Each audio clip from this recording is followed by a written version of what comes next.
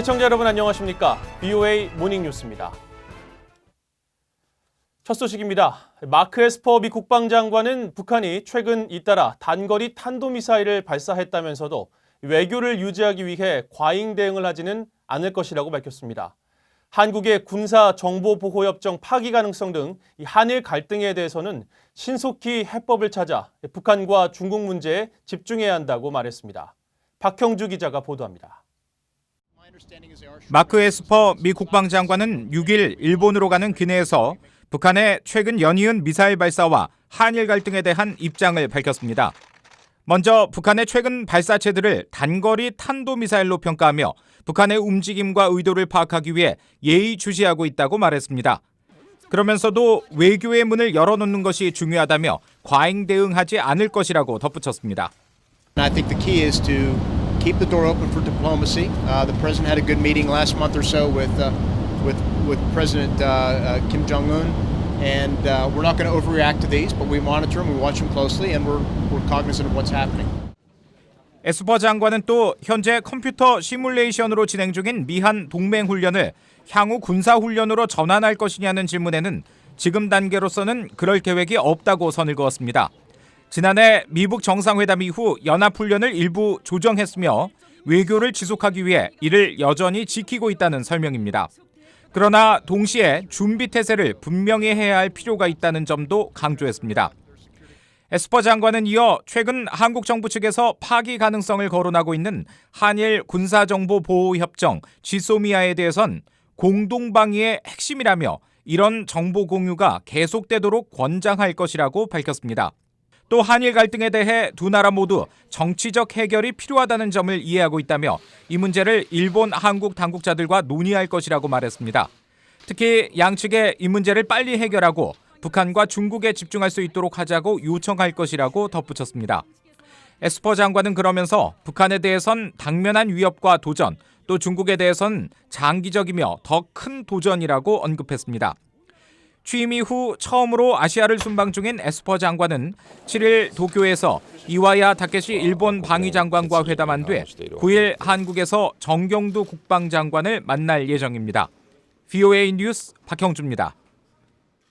앞서 북한은 미한 연합훈련이 시작된 지 하루 만에 또다시 발사체를 발사했습니다. 한국 군 당국은 이번 발사체도 탄도미사일로 추정했고 청와대는 관계부처 장관 회의 뒤 다소 원론적인 입장을 밝혔습니다. 9.19 평양 군사합의 위반 여부에 대해서는 한국 정부 내 엇갈린 입장이 나왔습니다. 서울에서 안소영 기자의 보도입니다. 한국합동참모본부는 6일 새벽 북한이 쏘아 올린 발사체에 대해 단거리 탄도미사일로 추정한다고 밝혔습니다.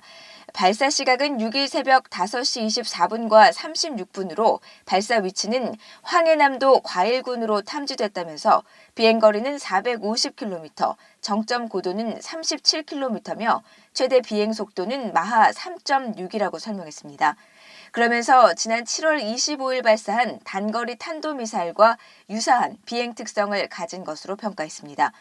청와대는 국가안보실장과 국방부 장관, 국가정보원장이 긴급 관계부처 장관 회의를 열었습니다.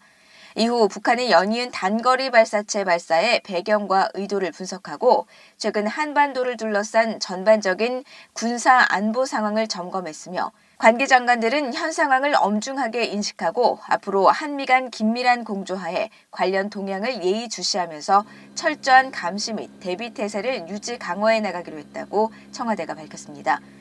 앞선 북한의 미사일 발사 때는 NSC 국가안전보장회의를 긴급 소집했었지만 이번엔 관계 장관 회의를 열고 원론적인 입장을 내놨습니다.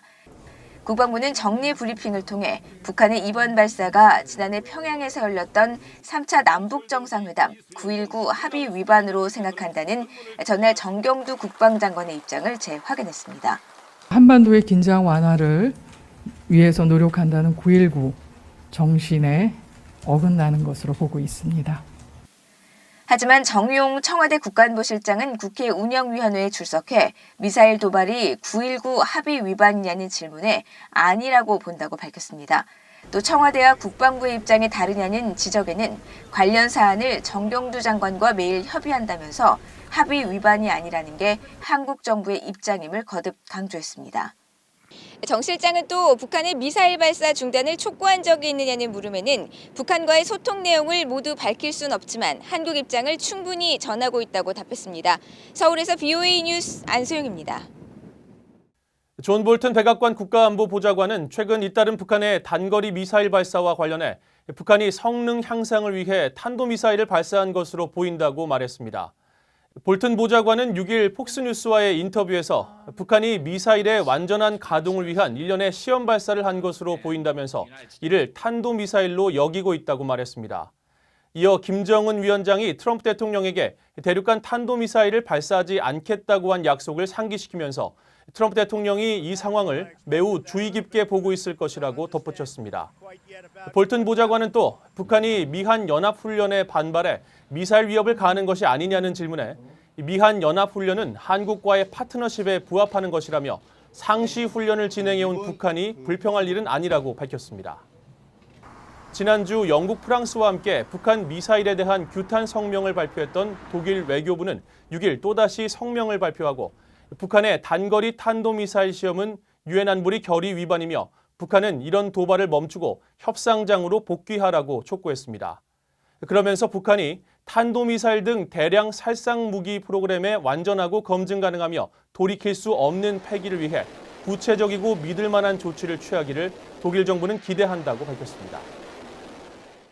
한국과 일본의 갈등이 날로 격화되고 있는 가운데 이 같은 한일 간 갈등에 대해 미국 내 우려가 커지고 있습니다.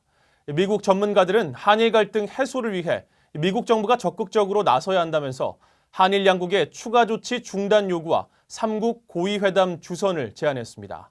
조은정 기자가 보도합니다. 워싱턴의 민간 연구기관인 애틀랜틱 카운슬은 지난 2일 일본과 한국의 교착 상태 타개라는 제목의 보고서를 통해 한일 갈등은 중국, 러시아, 북한에만 이득이 된다고 지적했습니다. 또 미국의 인도태평양 전략과 한반도 비핵화 노력을 극대화하기 위한 강력한 삼각공조가 필수적이라고 밝혔습니다.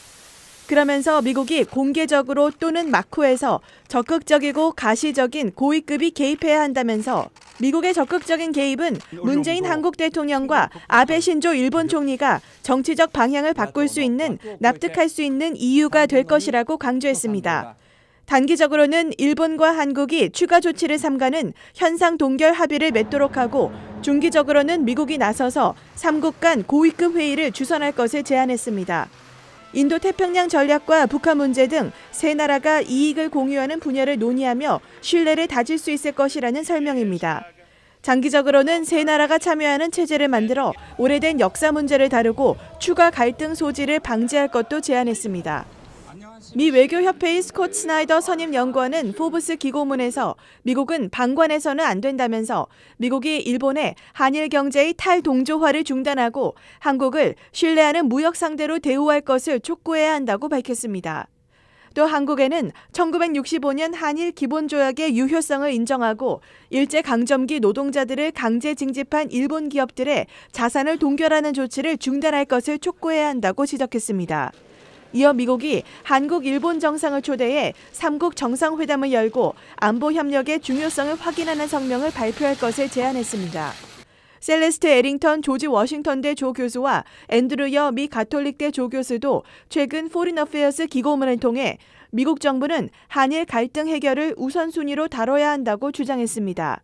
한국에 대해선 중립적인 3국 중재를 통해 강제노동 보상 문제를 해결하고 일본에는 한국에 대한 무역 제재를 중단할 것을 촉구해야 한다고 주장했습니다. BOA 뉴스 조은정입니다. 미국 정부가 최근 8년간 북한을 다녀온 각국 방문객의 미국 무비자 입국을 제한했습니다. 미 국토안보부는 5일 2011년 3월 이후 북한을 방문했거나 체류한 적이 있다면 전자여행 허가제를 통한 무비자 입국을 제한하고 따로 비자를 받아야 미국에 입국할 수 있다고 밝혔습니다.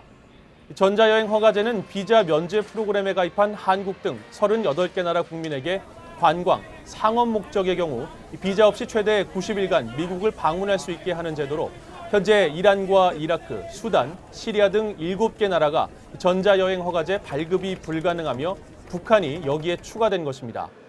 특히 한국의 경우 정부 차원의 남북 교류 협력 사업 추진에 따라 3만 7천여 명이 무비자 미국 방문 제외에 해당돼 전문가들은 이번 조치가 남북 협력 사업 추진에 대한 미국의 경고 메시지라는 분석을 내놓고 있습니다. 이상으로 VOA 모닝 뉴스를 마칩니다. 시청해주신 여러분 고맙습니다.